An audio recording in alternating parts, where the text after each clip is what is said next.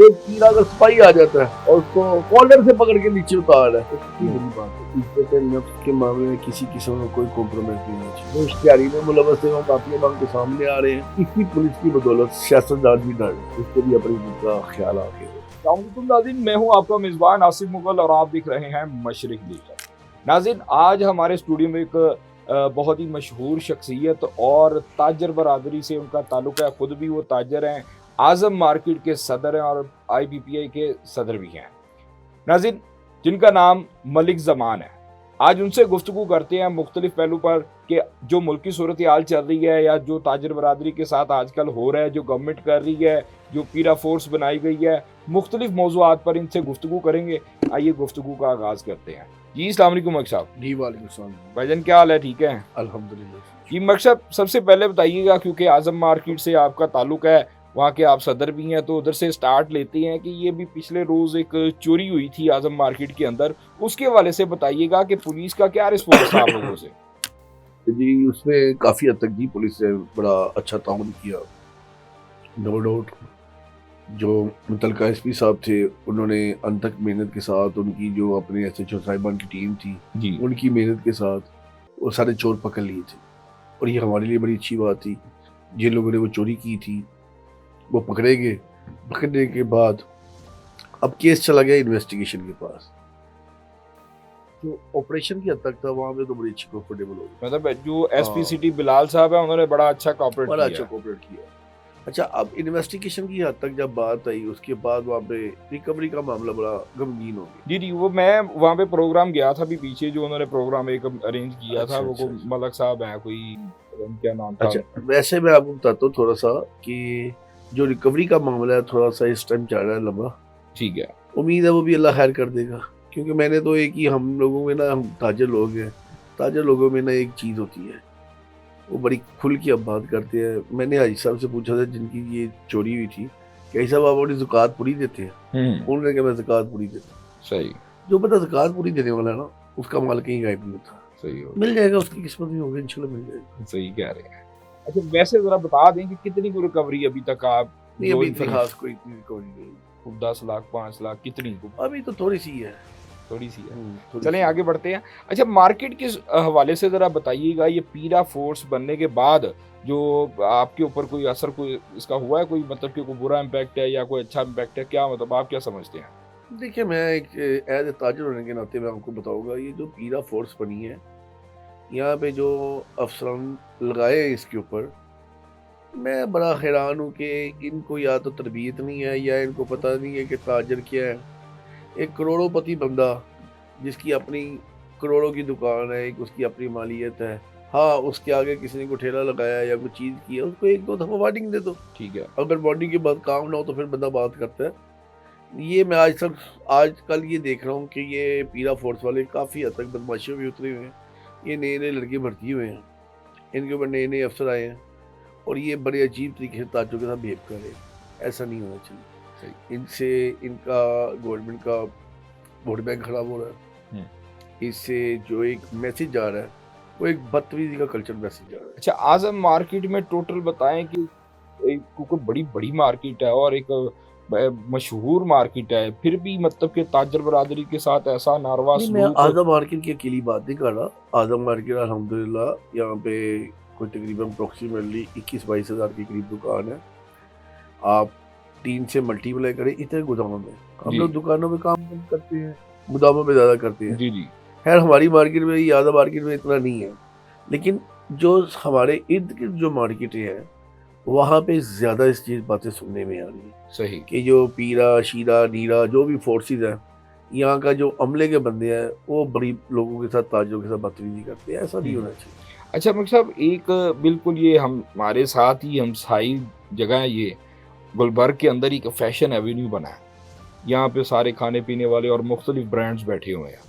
अच्छा, यहाँ पे बड़ा प्रोटोकॉल दिया गया, एक फैशन एवेन्यू के नाम से फूड स्ट्रीट इन्होंने बनाई है, और इधर जैसे तजावजात पे मतलब का ऑपरेशन हुआ पीछे, ग्रैंड ऑपरेशन, इन्होंने कोई चीज़ नहीं छोड़ी, हर जगह पे तबाही मचाई है इन्होंने। और यहाँ पे प्रोटोकॉल दिया जा रहा है। आप क्या समझते हैं कि ये जो इनके अपने को लोग हैं या जिनके साथ इनके कोई ताल्लुकात या गहरे मरासम हैं, उनको ये नवाज रहे हैं या ये कुछ और मामला है? नहीं, ये बेसिकली ना ये एक ना कल्चर डेवलपमेंट की बात होती है।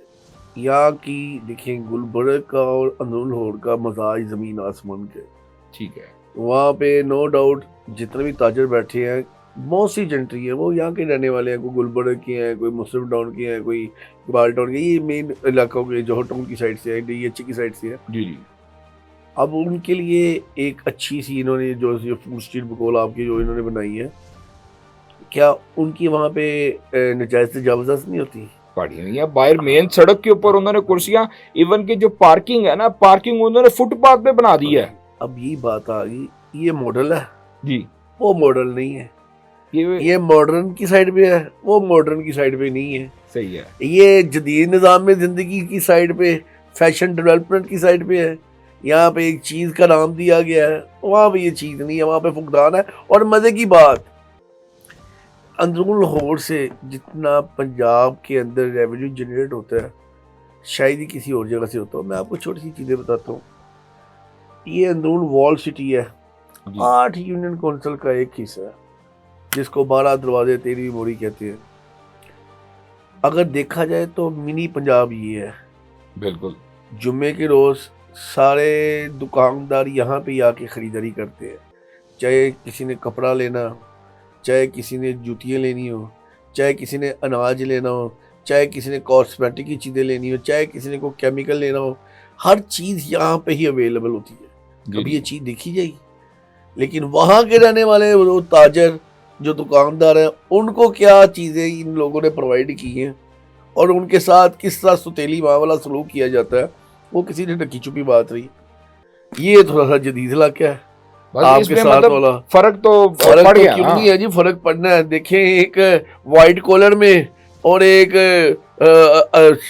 सिंपल सलवार कमीज पहनने वाले में फर्क तो होगा। जी जी। अब देखें, आपके मेरे ख्याल से जो इज्जत, रिस्पेक्ट और वोट बैंक अंदरून का है, वो मेरे ख्याल से इन इलाकों का नहीं होगा। नहीं है सही। ये कई ऐसे लोग होंगे जो पता नहीं कहाँ से उठ के आएंगे, कोई किधर से कोयटा से आया, कोई किधर से आया, उसने आके गुलबर्ग में आबाद कर लिया अपने आप को। देखिए, अंदरून लाहौर के रहने वाले पूरे लाहौर में फैले हुए हैं। बिल्कुल ठीक है, ऐसे ही है। जितने भी ये दुकानदार हैं, मैं आपको बताना चाह रहा हूँ कि आप देखिए अंदरून लाहौर के अंदर कितनी मार्केटें हैं।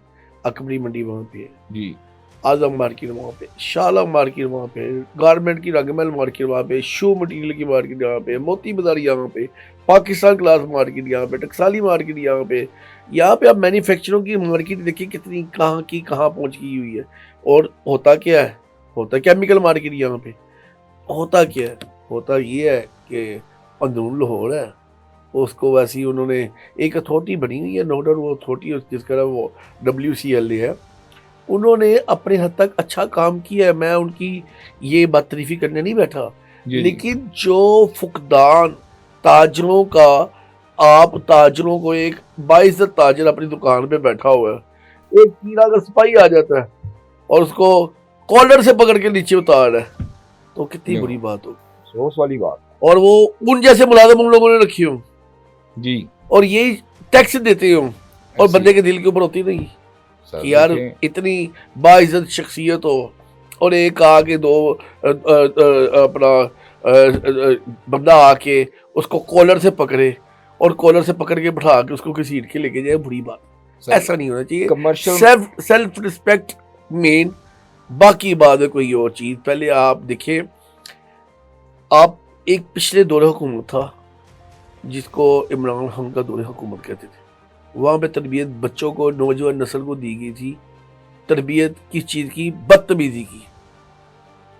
आज अगर यहाँ पे एक सुलझी हुई हुकूमत आई है तो आप क्या ऑफिसर को तरबियत दे रहे हैं? ये तरबियत, इसका क्या मतलब है? आप ताजरों को कॉलर से पकड़ के नीचे उतारोगे? ये नहीं होना चाहिए। काउंसलिंग होनी चाहिए, काउंसलिंग होनी चाहिए, पता होना चाहिए यार एक ताजर का मुकाम है, अगर उससे कोई गलती होगी एक दो दफा उसको वार्निंग दे दे, उसके बाद जो कुछ मर्जी कर ले। अच्छा, इधर एक बड़ा इंपॉर्टेंट सवाल है मेरा कि आपके मार्केटों के इलाकों में AC DC अफसरान बड़े सारे जो हैं, मैं, क्योंकि नाजरीन हमारे सुनना भी चाहते हैं कि देखिए बड़ा सुनने में आता है कि ये तंग करते हैं, को गिफ्ट मांगते हैं, इस तरह से तंग भी करते हैं, क्योंकि जो चीज़ें बाकी आपको काम पड़ना वो तो बात की बात होती है, वो मौके के ऊपर तो किसी सभी को पता है कि जी लिए दिए बगैर कुछ नहीं चलता। लेकिन क्या आम रूटीन में भी कोई फ़ोन शोन आते हैं आपको कि यार ये पंचाओं को हमारे मेहमान आए हैं, कोई गिफ्ट देना है, या इस तरह का कोई मामला होता है कोई? देखिए, गिफ्ट वाली बात बंदे के अपने ऊपर डिपेंड करती है, किसने गिफ्ट देना है, किसने गिफ्ट नहीं देना। नहीं, एक आपकी तरफ से दिया गया और चीज़ होती है, एक माँगना ये, और तो इस बारे में ये बताएँ। ज़िंदगी का हिस्सा है, इसके मुतालिक तो बात करनी नहीं चाहिए। वो तो एक जिसकी कम सोच होगी वो ये चीज़ बात डिस्कस करेगा माज़रत के साथ। जिसका दिल भरा हो ना वो चीज़ें ये डिस्कस नहीं करना जी, चाहता। जी। मैं जो ये असल हकीकत है वो ये नहीं, बयान करना बेसिकली चाहूँ। मेरा सवाल ये इसलिए था कि देखें खाना-पीना, इज़्ज़त, रिस्पेक्ट, वोट सब कुछ, लेकिन जब ये किसी की इज़्ज़त उतारने पे आते हैं तो ये चेहरा देखते नहीं है कि आगे कौन खड़ा हुआ है। मैंने सवाल किया है इस वजह से। देखिए, मैं तो एक चीज़ जानता हूँ, इज़्ज़त-ए-नफ्स के मामले में किसी किस्म का कोई कॉम्प्रोमाइज़ नहीं होना चाहिए। सही हो गया। आप देखिए, हमारा पहले पुलिस कल्चर था, आज से 5 साल 4 साल पीछे चले जाइए, हमारा ठाणा मॉडल आज का बन गया है, पिछले पुलिस स्टेशनों को देख लें। बिल्कुल। उनसे तरबियत भी बेहतर हुई है। अच्छा, कौन तरबियत भी हाँ, बेहतर हुई हुई है। है। जो पुलिस के महकमे में तरबियत बेहतर हुई है, नो डाउट उसमें आईजी पंजाब साहब को इस चीज़ का क्रेडिट देता हूँ। जी, जी। और ये नहीं कि मैं, बल्कि जितनी ताजर बरादरी है और जितनी पॉलिटिकल शख्सियत है वो उनको क्रेडिट देते हैं। इन लोगों ने एक थाना कल्चर का माहौल चेंज किया है। आप वहाँ पे जाएँ किसी भी पुलिस स्टेशन के, लाहौर के अगर 84 पुलिस स्टेशन है तो उनकी एक टाइमिंग दी गई है कि इस टाइम एसएचओ साहिबान ने बैठ के साइरीन की बातें सुननी है। और ये बड़ी अच्छी बात है, ये एक लाइम जोन बन गया है पुलिस स्टेशन का और वो जो मुतलका बंदों का, बड़े पंचायतों वालों का, ताकि कोई ऐसी चीज़ें मामलात वो बैठ के खुद हासिल कर सकें। और जब से ये अदारा बना ना सीसीडी, इससे और बेहतरी आई है। हुँ।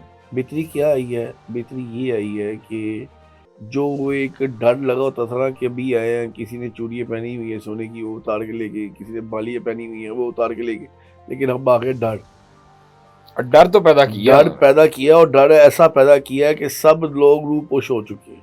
या वो राय रास्त पर आ गए हैं, जुआ खेलने वाले जुआ खेलना छोड़ चुके हैं, जुआ करवाने वाले जुआ करवाना छोड़ चुके हैं।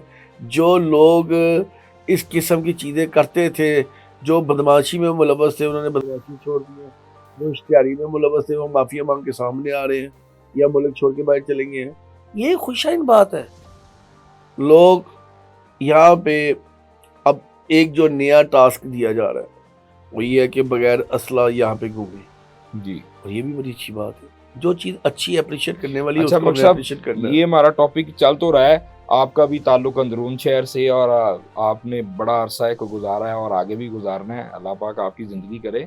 तो मुझे बताएं कि जो बदमाश हैं वहाँ पे जन्म लेते हैं अंदरून शहर के अंदर, उसके वाले से भी बताएं कि उनको बनाया जाता है या वो कैसे बन जाते हैं, या आगे मार्केट में उसके ऊपर कैसा कोई असरअंदाज होता है? बदमाश हमेशा दो ही बंदे पैदा करती है मदद के साथ, जी, जी। एक पुलिस और दूसरा सियासतदान। ठीक है, बिल्कुल सही कह रहे हैं। इन दोनों को अपना मुफाद होता है तो इन लोगों ने बदमाश पैदा करते हैं। और जिस तरीके से आजकल की हमारी पुलिस है और इन्होंने जैसे कदम उठा लिया हुआ है, मैं समझता हूँ ये कदम आज से कई साल पहले उठाया होता तो आज बदमाश पैदा ना होता। बिल्कुल। कई माँओं के लाल कब्रों में चले गए, माँओं की गोदें उजाड़ी गई, और आज वो भी जिंदा होते अगर ये स्टेप पहले लिया अगर गया ये होता। स्टेप पहले लिया होता। और आज इसी पुलिस की बदौलत सियासतदान भी डर रहा है, उसको भी अपनी इज्जत का ख्याल आ गया होगा कि यार कहीं मेरा नाम किसी जगह ना हो। जी, जी। तो मैं समझता हूँ कि आजकल के दौर के अंदर बदमाश और बदमाशी दोनों खत्म हो। अच्छा, मकसद मेरा जो आखिरी सवाल है कि जो इस टाइम मुल्क की सूरत हाल चल रही है, आप गवर्नमेंट का फ्यूचर क्या देख रहे हैं? कोई ताजर बरादरी को इनको आने वाले वक्त में, या जो इलेक्शन आने आगे, को सपोर्ट करेगी, या मामला बिगड़े नज़र आ रहे हैं, क्योंकि बड़ी ज़्यादा जो है ना, मतलब कि ताजर बरादरी के साथ ज़्यादतियाँ हो रही हैं? देखिए, ब्यूरोक्रेसी को अगर लगाम डाल दें, ताजरों को अपने साथ अपनी रो में खड़ा करके उनसे मुशावरत कर लें तो ये तो काफ़ी हद तक अच्छा आगे जाएंगे। अगर ऐसा ही रहा तो मैं समझता हूँ सॉरी सॉरी सॉरी टू, बेशक हम इत्तेहादी है लेकिन हकीकत का सामना करना तो बंदे का बनता है। और अगर बताए भी ना तो वो फिर एक मुनाफिकत होगी। अभी हालात ठीक नहीं है, सही है, क्योंकि हमने अपने इर्द गिर्द दुश्मन बहुत पैदा कर लिए बिल्कुल ऐसे। और बेतुके, जिनका कसूर भी कोई नहीं उसको भी अपने मुखालिफ कर लिया। अभी भी वक्त है, ये अपने साथ अपने बंदे शामिल करें, अपने साथ बंदों को लगाएं, उनकी दाद रसई करें, वो उनको अच्छा गाइड करेंगे और अच्छी सोबत में वो लेके आएंगे। क्या कोई खुल के पैगाम दे कि गवर्नमेंट तक जाए ताकि जो को उनको बेहतरी करनी चाहिए तो वो को बेहतर करें, क्योंकि अब आजकल सोशल मीडिया एक ऐसी ताकत है कि आवाज अवानत तक पहुंचती जरूर है। ऐसी है जी, बिल्कुल आपकी बात ठीक है। मैं यही बात कहूँगा कि ब्यूरोक्रेसी के जंगल से निकल है।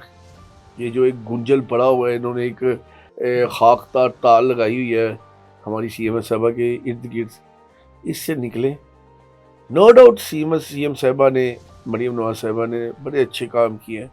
उनकी वो 100 दिन की प्लानिंग आज भी सारे याद करते हैं, जिस तरीके से इन्होंने वो 100 दिन के काम किए, इनकी वर्किंग खुद बोली, और पंजाब के अंदर जिस तरीके से तरक्याती काम है, नो डाउट उसको मैं अप्रिशिएट करता हूँ।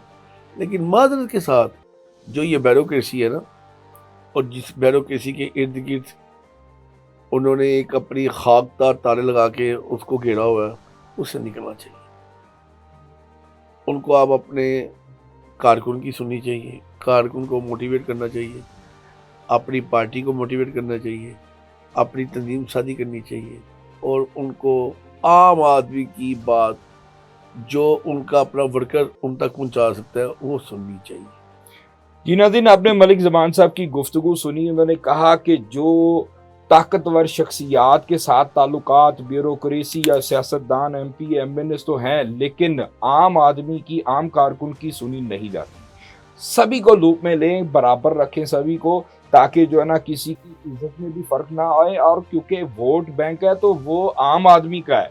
जो बड़े तगड़े लोग होते हैं वो शायद पता नहीं आपको वोट देते हैं कि नहीं देते, लेकिन जिन्होंने आपके लिए काम किया हुआ है, कुर्बानियां दी हुई हैं, उनके लिए खुदारा सोचें और किसी के साथ भी इतनी हक तलफी ना करें कि कोई जो है ना वो आपका साथ छोड़े। क्योंकि अभी जो मुल्क की सूरत हाल चल रही है, आगे आने वाला वक्त ही बताएगा कि क्या होता है क्या नहीं। लेकिन आम आदमी, गरीब आदमी का सोचे। ताजर बरादरी वो मुल्क की बड़ी अहम शख्सियत हैं जो टैक्स देती हैं, जिनके साथ आपका मुल्क चल रहा है। अगर उन्हीं के साथ ज्यादतियां करेंगे तो फिर आपका तो अल्लाह ही हाफिज है। तो खुदारा इस चीज पर ध्यान दिया जाए, आम आदमी के लिए जरा सोचें। इसके साथ ही हमें दीजिए इजाजत और आप देखते रहें मशरिक डिजिटल।